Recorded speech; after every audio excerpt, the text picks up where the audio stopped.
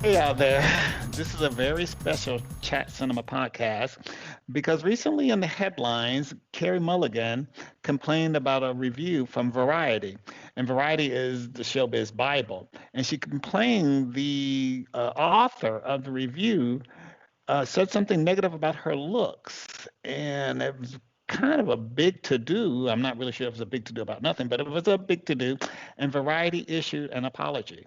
We're going to talk about it because we are film critics. We attend film festivals, and we do say things. And sometimes, people may not like what we have to say.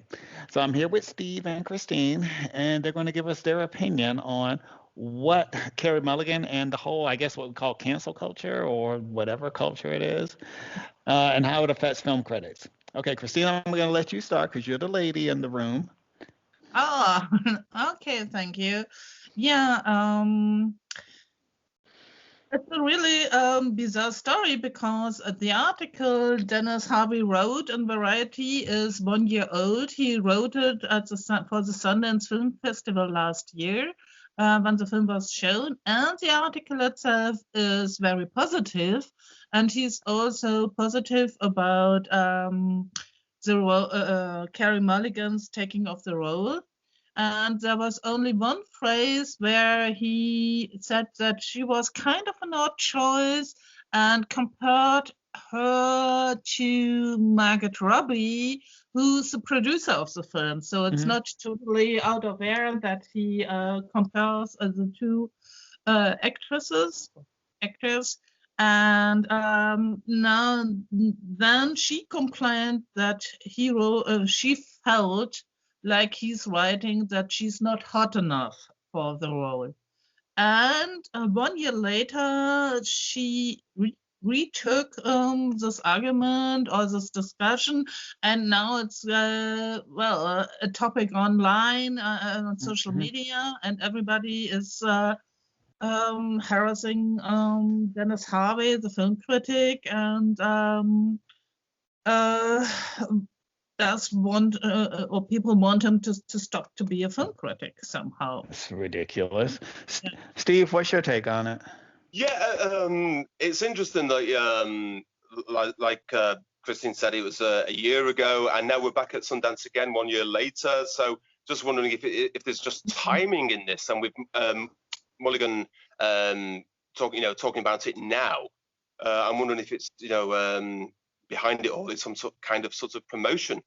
But what's also interesting is that Variety have issued an apology for inverted commas insensitive language, but they've not changed his review. They've left everything intact. Yeah. So Well, what was the insensitive language? I mean, where I come from, insensitive language is very insensitive, but what was insensitive about it? I read the review. I don't know what she wasn't hot enough for the role. That's all he said. I mean, was that He insensitive?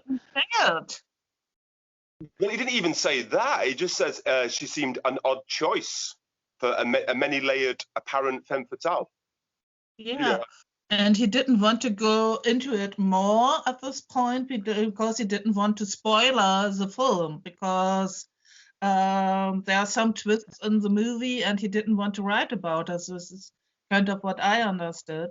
And well, I think there are 2 points here which are interesting. One is the point of an actress of coping with a review or expressing her feelings, how she's reviewed, and the other point is the social media Social media warriors which is going on, and so that people who haven't even they say that they haven't even read the review are now complaining or feeling offended. This is really bizarre. This is a bizarre term. I think, okay, watch a movie, read the review, and then make up your opinion. But nowadays, it doesn't seem necessary to really know your stuff for being offended.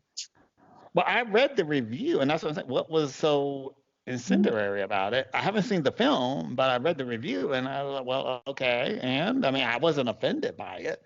So that's why I'm asking, what exactly did he say? I mean, I've seen harder reviews, really. Mm. It says I think the most closest thing to bad criticism is it says that she wears her gear like bad drag, and even the blonde hair seems, a put on. But Okay, like you that's say, I've read worse and more cutting reviews than that. oh yeah, Rex Reed. Yeah. Ooh. Even in the Guardian, Yeah. Everywhere. I mean, look at some Ebert reviews who are really murdering the reviews. Yeah. And But I yeah, hate exactly. this movie. And of course, it's I can understand that at an artist, whether you are a writer, an actress, or whatever, that you feel, of course, being criticized is not nice. So, You gotta be an actress, right? yeah, Yes. you put your heart, you put your soul into something, and then an actress even more, because it's your body, your show, and Absolutely. everything.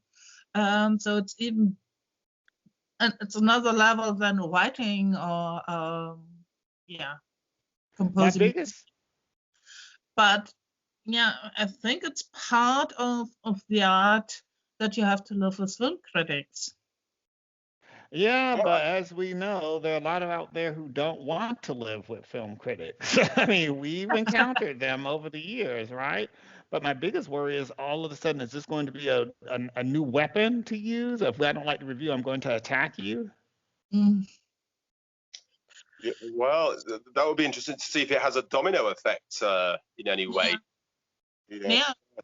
So, Because I don't quite get it. Yeah. Live with the review. This seems to have come out. The Guardian seems to be talking about it now from a New York Times Hmm. review in December. So there seems to be a little bit of, I don't know, regurgitation going on. Well, and I think Russell Crowe, he had a kind of a fight with someone who was criticizing his movie or writing back or something. So yeah, they're all sitting at home and have nothing to do. So God. Coronavirus is affecting their minds. Oh no. I mean, the only thing you have to do is sit around and look at film reviews of your career. God, what does that say? Help us, help us, Lord. Yeah, but it's true. Think about it. I mean, didn't we talk about this? Matt Damon at at the festival, when he didn't like the reviews people wrote about a film he'd entered. Matt, it was a bad movie. Deal with it. I mean, not every movie is good. I mean, it's like, well, yeah. Absolutely. And I mean, see what? Oh no, it's just but the Promising Young Woman did get good reviews as well. yeah. they're, But are we going to have to be super sensitive to female actors? I mean, what do we call it? Women actresses now or something, for fear of being called sexist, misogynist, or whatever? Do you think that's going to happen? So So I think I do think I personally believe, yes, an actor's looks does affect the performance and the believability of the character. I'm sorry, I really do believe that. Like I said, I don't want to see Ryan Reynolds playing Hamlet. I don't want to see Reynolds, in a deep role. yeah. yeah, sure. And yeah, I think the same, and I think also some actors have a kind of range, so they can do comedy or they can do drama, but they can't do both, and sometimes that doesn't work out. I mean, all the comedies with Robert De Niro, no fun in there. Well, I mean, okay, we're not going to get into the Robert De Niro thing about, that, but true, we know. But yeah, I have to agree. Well, remember, I was reading Betty Davis. Universal Limley said she had the sex appeal of Jimmy Slimville or Jim Somerville or something like that. He had a very negative critique. But they said the same thing about Clark Gable. They said Clark Gable, was like, those ears are too big and the face is too long. A lot of studio executives didn't like him. You Right. know, Right. it's called thick skin. You're an actor, develop thick skin, move on. Yeah. I Uh, mean, yeah, absolutely. And I think there's other cases. I mean, like Sylvester Stallone. How tall is he? But is this world champion boxer in Rocky? yeah, Yeah. I'm just thinking, oh my gosh, now what? Okay, like I said, now we write a review, we have to worry about offending people. Yep. That's Wow. Is yeah. it? That's really treading on eggshells, isn't it? Yeah, it It's really, really is. Yeah. it's So, interesting that the Guardian, because obviously the Guardians has a very liberal stance towards everything, so they seem to be really bringing it to the foreground. But of course, New York Times is likewise a very left-leaning arts publication, isn't it? yeah, but I read the Washington Post and they said an actor's looks are fair game. So that was quite the opposite. And I agree. I think if you're going to put yourself on the screen, you're fair game.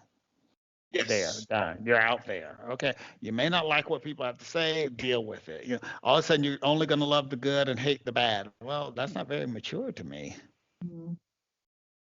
What do you think? I mean, we've seen movies by big directors or big actors, and we want to run out of the theater screaming. Yeah. Yeah. Yeah.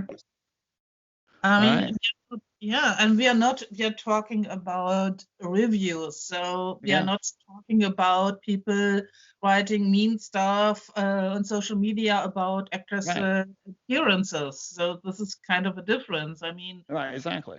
this is I think there's some stuff inside which is really difficult to deal with, and which is not the kind of film criticism. So you could say, oh, she's too fat, or she's ugly, or whatever people are writing. This is not what we are talking about. We are talking really about reviews written by film critics who are really trying to figure out why a movie works or why it doesn't, and whether an actor or an actor was good for the role or not. So, Yeah. Exactly. and of course, it's also kind of personal opinion, and nobody claims that your opinion is always the right one forever and ever. Exactly. So sometimes it can also, be the start of a fruitful discussion or something. I agree. Yeah. Anybody else?